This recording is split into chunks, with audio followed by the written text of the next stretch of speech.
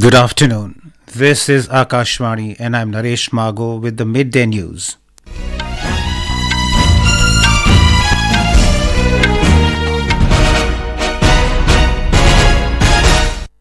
The headlines. Prime Minister Narendra Modi says world is looking towards India to ensure global peace. Inaugurates the 2550th Bhagwan Mahaveer Nirvan Mahotsav in New Delhi. Electioneering for second phase of Lok Sabha polls intensifies, campaigning to end on Wednesday. National Testing Agency opens registrations for UGC-NET for award of JRF and Ph D admission. US House of Representatives approves $95 billion legislative package security assistance for Ukraine, Israel and Taiwan. And in IPL Cricket, Kolkata Knight Riders to take on Royal Challengers Bengaluru, while Punjab Kings to lock horns with Gujarat Titans today. Prime Minister Narendra Modi said today the world is looking towards India to ensure global peace in these times of conflict. Mr. Modi said that the credit for this new role of New India is being given to its growing capabilities in foreign policy and its cultural image. He was addressing the gathering after inaugurating the 2550th Bhagwan Mahaveer Nirvan Mahotsav at Bharat Mandapam in New Delhi on the auspicious occasion of Mahavir Janti.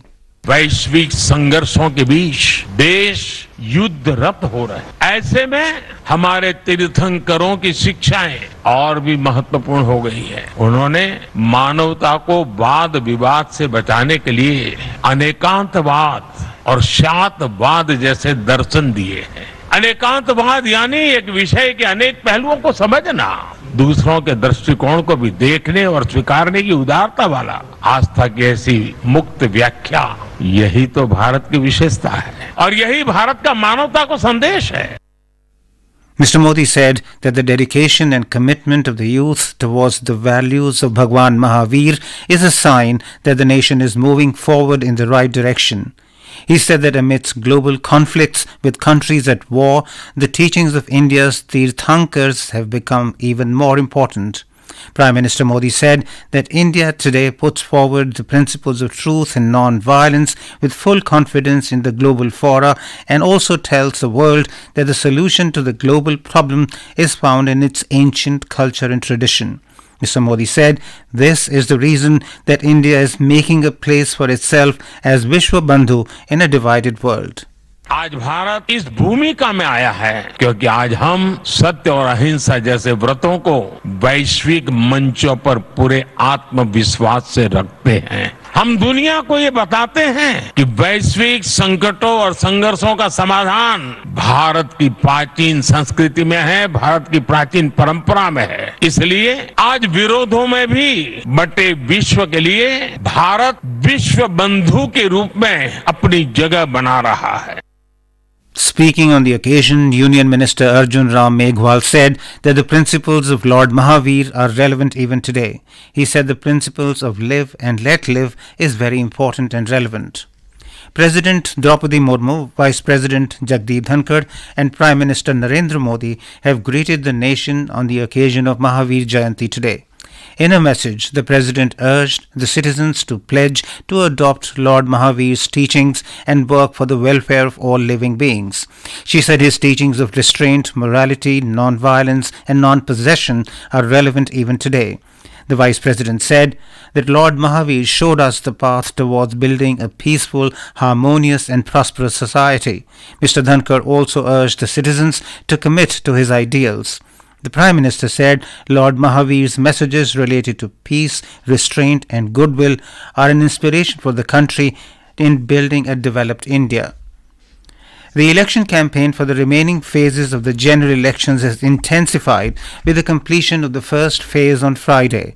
Senior leaders and star campaigners of all political parties, including the Grand Alliance and the NDA, are holding multiple rallies across the country to woo the voters. With just 4 days left for campaigning to end on Wednesday for the second phase, leaders are leaving no stone unturned. In this phase, the Lok Sabha seats going to polls are all 20 in Kerala, 14 out of 28 in Karnataka, the remaining 13 seats in Rajasthan, 8 seats each in Uttar Pradesh and Maharashtra, 7 seats in Madhya Pradesh, 5 seats each in Assam and Bihar, 3 seats each in West Bengal and Chhattisgarh, and 1 seat each in Tripura and Jammu and Kashmir. In Bihar, campaigning is underway in full swing for the second and third phase of Lok Sabha elections in the state. Senior leaders of the NDA and the Grand Alliance are holding multiple rallies in support of their party candidates. Senior BJP leader Amit Shah will hold a public meeting at Rajendra Stadium in Katihar this afternoon. JDU President and Chief Minister Nitish Kumar will hold a roadshow from Potahi Bazar to Falka Bazar in Purnia. Leaders of the Congress, RJD and Vikashsheel Insan Party are also holding public meetings in support of nominees of the Grand Alliance. In the second phase, 5 parliamentary constituencies of Kishanganj, Purnia, Katihar, Banka and Bhagalpur will go to the polls on Friday. In Kerala, campaigning is at its peak with only 4 days left for the polls for all 20 Lok Sabha constituencies in the state. National leaders of all 3 major fronts are active in campaigning. Union Minister and senior BJP leader VK Singh will campaign for the NDA in Malappuram today. CPIM National General Secretary Sitaram Yechuri will campaign for the LDF in Thiruvananthapuram, while Chief Minister Pinarayi Vijayan will participate in the Kasaragod campaign today. AICC General Secretary Priyanka Gandhi campaigned for the UDF yesterday in the state. The campaign will end on Wednesday evening and polling will be held on Friday.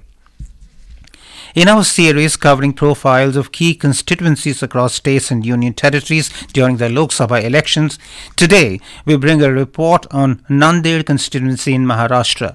Polling is scheduled to take place here in the second phase on the 26th of this month. Nanded parliamentary constituency boasts a political heritage with notable figures such as former Home Minister late Shankar Rao Chavan and former Chief Minister Ashok Chavan shaping its political landscape. With a total of 18,51,843 voters, among them 9,55,076 male voters, 8,96,617 female voters, 29,034 first-time voters, and 142 are third-gender voters. In 2019 Lok Sabha elections, more than 65% voting was recorded. As many as 23 candidates have filed the nominations for this seat this time. Since 1957, Congress has won 11 times, while Independent once, Janata Dal once, and Bharatiya Janata Party once in the Nanded parliamentary constituency. Here is the report.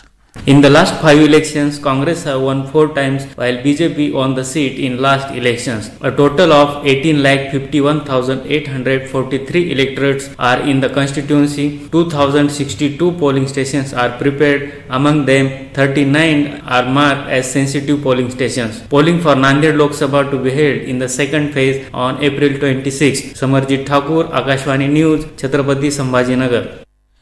In a diverse democracy like India, the none of the above Nota Option stands as a symbol of citizens' right to voice their discontent and demand better governance. It reinforces the principles of democracy and accountability in the electoral process. Here is a report from our correspondent.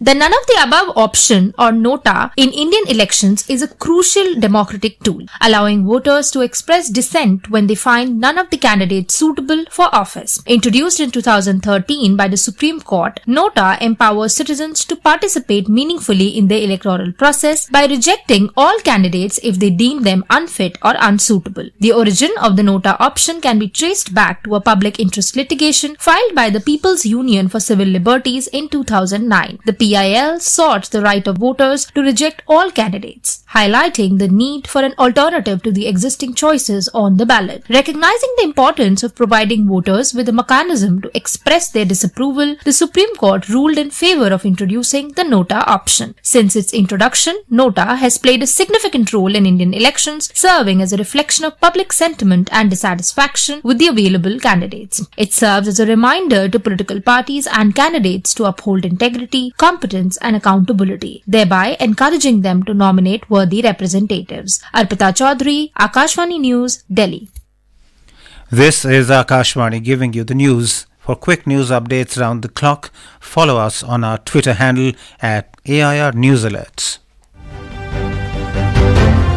Lok Nirnay 2024, a special program on the general elections, every evening at 7 and repeat broadcast at 9:30 p.m. on Akashvani Gold. Updates of election activities, insights from regions and constituencies, expert opinion and analysis. In the world's largest festival of democracy. Stay tuned to Lok Prasarak ke saath, Lok Nirnay 2024. The National Testing Agency NTA has begun the registration process for the University Grants Commission National Eligibility Test UGC-NET June 2024. Interested candidates can apply for the NET through the link available on the official website. The registration process will remain open till the 10th of May. The examination is to award Junior Research Fellowship to eligible candidates and for the appointment as Assistant Professor and admission to PhD in 83 subjects. Talking to Akashvani News, Director General of NTA Subodh Kumar Singh said that the candidates are allowed to fill out only one application. So this year UGC-NET registration has started and the registration will go on till 10th May and exam will be held on single day on 16th June in pen paper mode. And this year, with the exam of UGC-NET, one can get admission in PhD program also. A person doesn't need to appear for a different test to seek admission in PhD program. The U.S. House of Representatives has passed a $95 billion legislative package, including $60 billion providing security assistance to Ukraine. The Senate is expected to take up the bill for passage this coming week. President Joe Biden has promised to sign the package as soon as he gets it.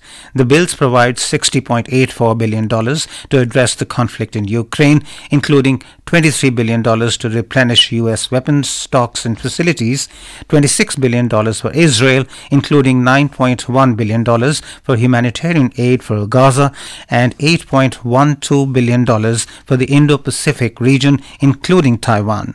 Expressing gratitude, Ukrainian President Volodymyr Zelensky said that democracy and freedom will always have global significance and will never fail as long as America helps to protect it. However, in Russia, Kremlin spokesman Dmitry Peskov said that the package would make the United States richer, further ruin Ukraine, and result in deaths of even more Ukrainians.